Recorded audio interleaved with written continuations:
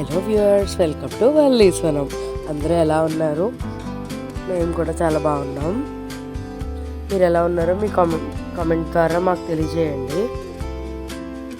ఈరోజు వచ్చేసి మనం బాల్సమ్ సీడ్స్ సేవ్ చేసుకుంటున్నామండి. ఇవి అసలు ఎంత క్యూట్ అండ్ ట్రిప్పీగా ఉంటాయంటే చూడండి, ఇలా ముట్టుకున్నామంటే అవి తయారైన తర్వాత సీడ్స్ అనేవి పాప్ అవుతాయి అన్నమాట.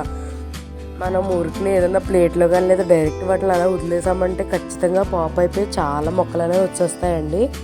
లైట్ కలర్లోకి వచ్చిన తర్వాత వాటిని కలెక్ట్ చేసుకొని సేవ్ చేసుకోవాలండి. మీకు తెలుసు కదా అసలు ఎంత బాగా పూచాయో అవన్నీను.